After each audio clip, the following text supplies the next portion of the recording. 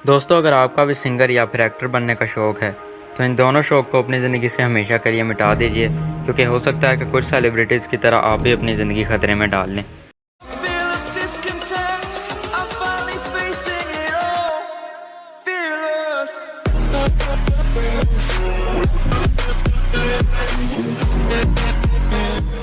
Hello friends, अगर आपने इस वीडियो का पार्ट 1 नहीं देखा है तो पहले पार्ट 1 देख लीजिए, फिर इस वीडियो को देखिए।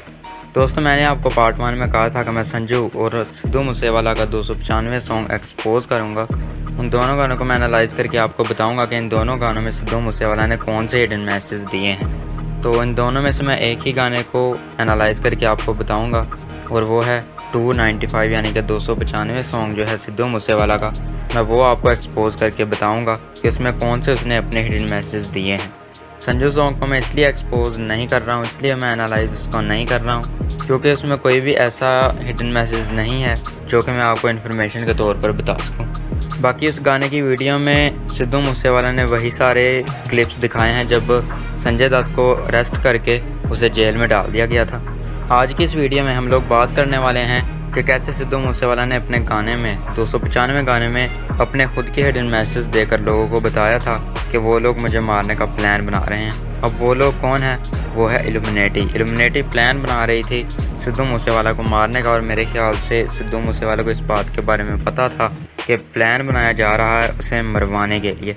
तो आज के इस गाने में मैं आपको बताऊंगा कि कैसे सिद्धू मूसेवाला ने खुद के हिडन मैसेज देकर लोगों को बताया था कि उसे मरवा दिया जाएगा, लेकिन किसी ने भी उसके मैसेज को समझने की कोशिश नहीं की और ना ही किसी को समझ आई। तो दोस्तों, वीडियो शुरू करने से पहले इस चैनल को सब्सक्राइब करके बेल आइकन को प्रेस कर लें ताकि मेरी हर आने वाली वीडियो का नोटिफिकेशन आपको मिलता रहे।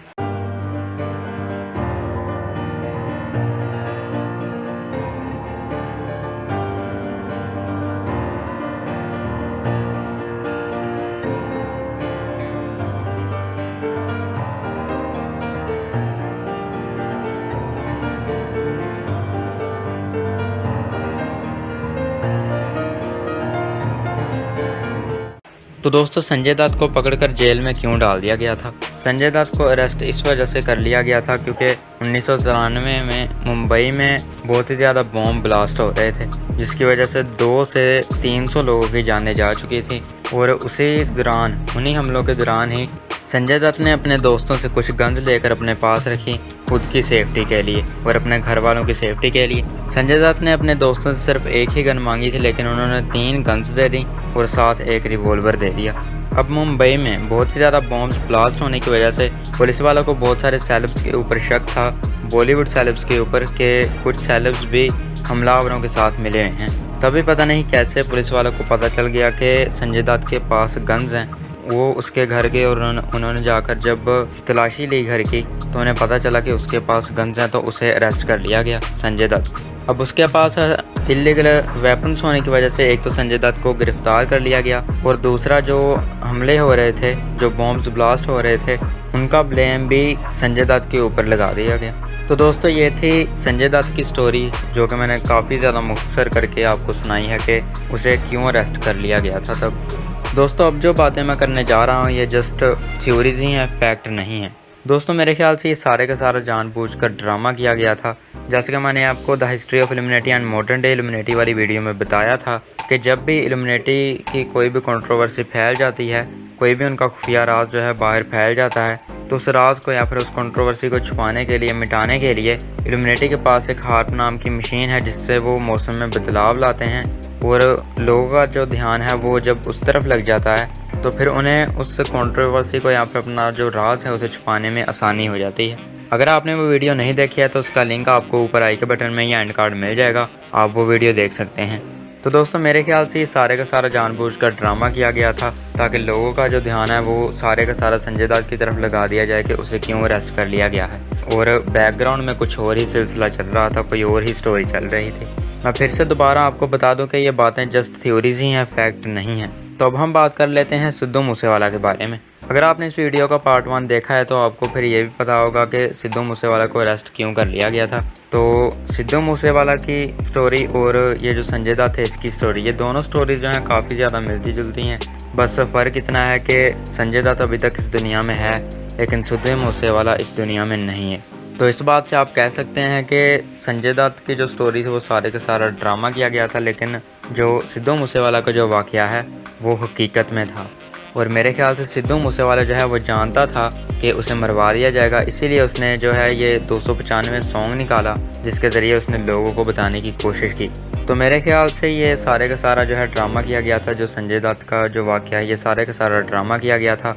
संजय दत्त जो है वो कहीं और ही एंजॉय द लाइफ कर रहा था, लेकिन लोगों का जो ध्यान है वो इस तरफ लगाया हुआ था इल्यूमिनेटी ने। अब आप ही बताइए कि पुलिस वालों को कैसे पता चला कि संजय दत्त के पास वेपन्स हैं और वो जाकर उसकी घर की तलाशी लेना शुरू कर दी उन्होंने। तो इस बात की जो है मुझे समझ नहीं आई कि कैसे उन लोगों को पता चल गया कि उसके पास वेपन्स हैं। आपका इस बात के बारे में क्या कहना है मुझे कमेंट सेक्शन में ज़रूर बताइए। तो अब हम बात कर लेते हैं सिद्धू मूसेवाला के 295 सॉन्ग के बारे में। इस गाने को मैं एनालाइज करके आपको बताता हूँ कि सिद्धू मूसेवाला ने इसमें कौन कौन से हिडन मैसेज दिए हैं। और वो मैसेज इल्यूमिनेटी ने नहीं बल्कि सिद्धू मूसेवाला ने अपनी तरफ से वो मैसेज दिए थे ताकि वे लोगों को जो हकीकत है वो बता सके। लेकिन किसी को भी उस वक्त हकीकत की जो है समझ नहीं आई। लेकिन आज जब वो इस दुनिया में नहीं है तो आज सभी जो है कह रहे हैं कि इस गाने के ज़रिए जो है शायद उसने बताने की कोशिश की थी कि उसे मरवा दिया जाएगा। और मेरे ख्याल से इलीगल वेपन्स रखने की वजह नहीं थी सिद्धू को अरेस्ट करने की, बल्कि इसके पीछे कोई और ही रीज़न था। अब वो रीज़न क्या है वो इस वीडियो के आखिर में मैं आपको बताऊंगा। तो 295 सॉन्ग में सबसे पहली बात जो सिद्धू मूसेवाला कहता है वो ये है कि कुछ लोग यहाँ पर चांदी चमकाने वाले हैं, यानी कि कुछ लोग जो हैं वो यहाँ पर चांदी चमकाना चाहते हैं। तो चांदी जो है वो मेरे ख्याल से शो करती है सैटन को, यानी कि शैतान को शो करती है। तो मेरे ख्याल से यहाँ पर सिद्धू मूसेवाला का कहने का मतलब ये है कि जो इल्यूमिनेटी है वो शैतान जो है उसको यहाँ पर आबाद करना चाहते हैं ज़मीन पर हमेशा के लिए, ताकि वो जितने भी लोग हैं दुनिया जो है उसको अपने साथ लेकर जा सके जहन्नम में। इसके बाद सिद्धू मूसेवाला कहता है कि कुछ लोग जो हैं वो मुझे पकड़कर नीचे लगाना चाहते हैं।